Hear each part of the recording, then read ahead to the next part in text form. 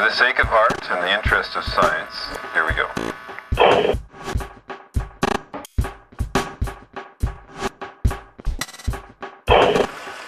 Good morning, everybody, and welcome aboard the Nautilus Belle. We've arrived at the famous dive site of Isla San Benedicto, the boiler. Chance for a little Manta Romance. This is what you've all been waiting for. It's a beautiful sunny day out there. Very excited to get everyone out there and start diving.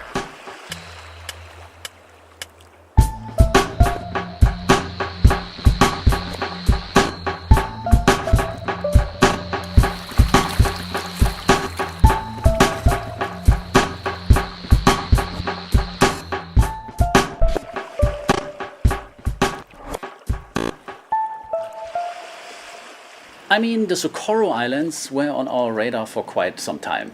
So when Freedive came up to propose this trip, we were more than happy and teamed up with Nik Linder, who is a freediving world champion. He's also a super nice guy. Who doesn't know him? We thought it might be a cool idea to give it a try to shoot some footage of him freediving with whatever comes along. I remember the first telephone talk with Florian, but actually there was not a lot of, not a big briefing. This was very spontaneous. Who doesn't want to dive with giant manta rays, sharks, dolphins, and maybe even humpback whales if you're there at the right time of the year? The first impression when we went on the boat was super great. It's the Nautilus Belle. It's traditional liverboard diving. There is nitrox on board, and the crew doesn't have a problem to sink you 4 times a day. Absolutely no problem.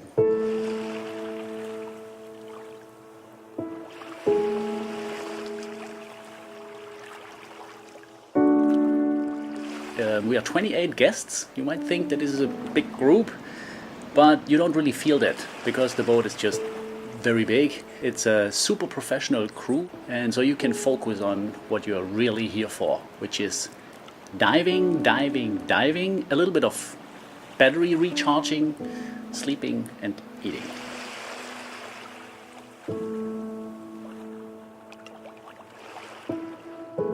Diving is organized in 3 groups.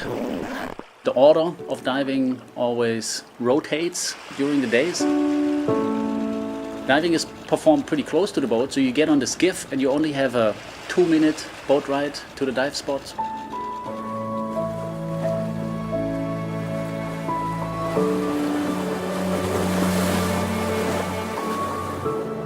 And then everything follows the same procedure.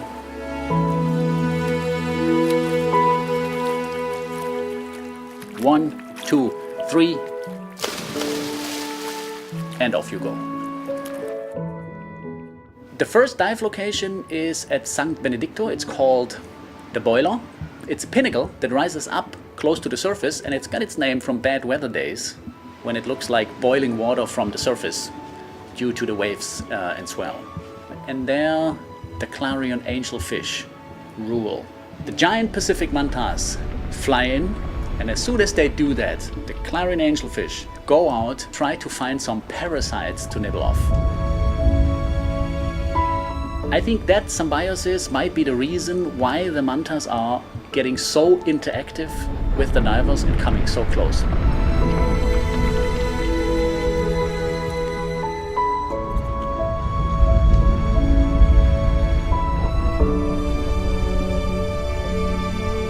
And it's kind of cool just to hang out there and enjoy the show.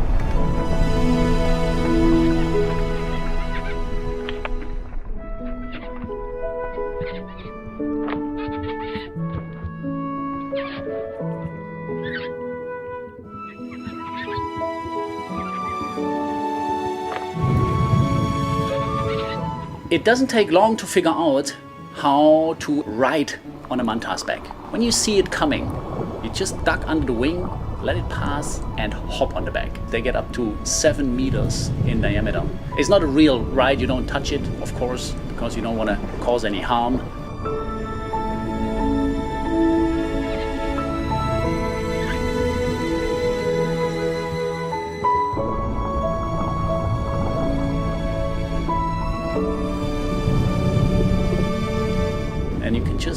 flow and fly with them as long as you get bored or you get too far off the topography.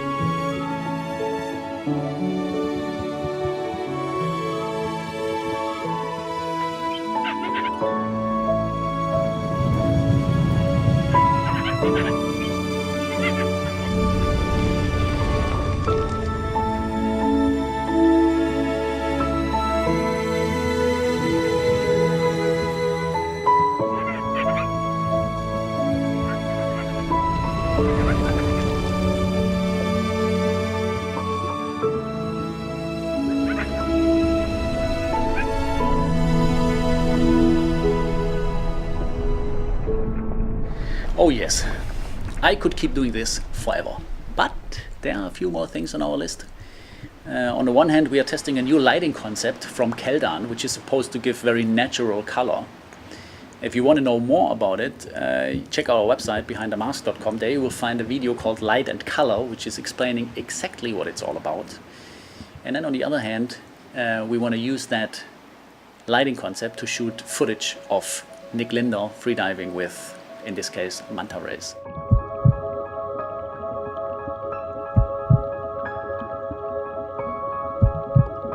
Yeah, I know, it's kind of bold to think that you can just bring a freediver out here and that you will be able to get super cool footage, but we wanted to give it a try anyway. Finding the right spot was possible because I could see these massive lights of Florian's camera gear, and they were really, really bright.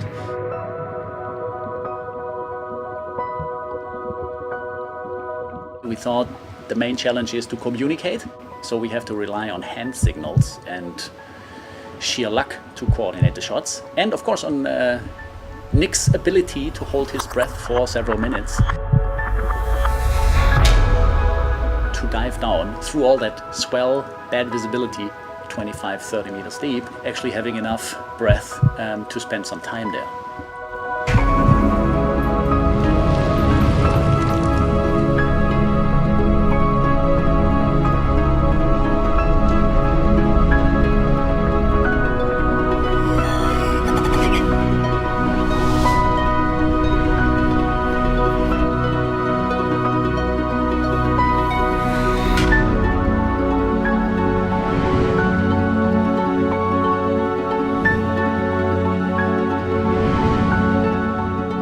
And for me, the challenge is to be in the right position because we don't really have much time to move around and we want to make the best out of it. But I think it worked out pretty well.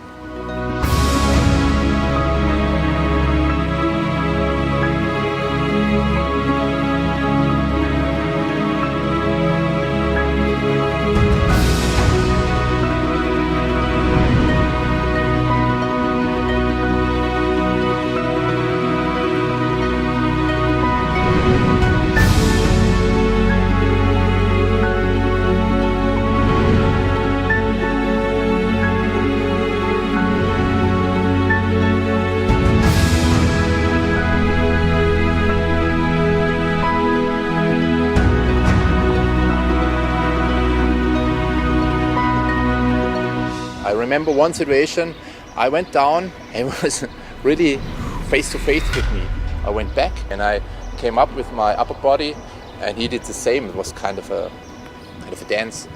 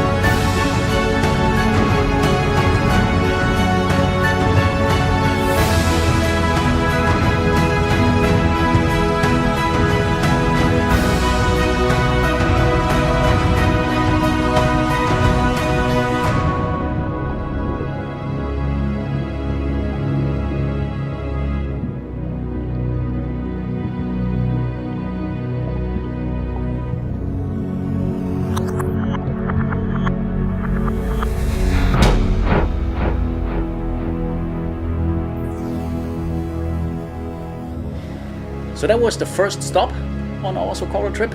Next stop will be Isla Socorro itself. We will also focus a little bit on the top side of the island, how everything is laid out here and how everything looks like. And yeah, I've seen the video. I know it's gonna be quite okay to watch. So watch out, and we will take you down by the dolphins.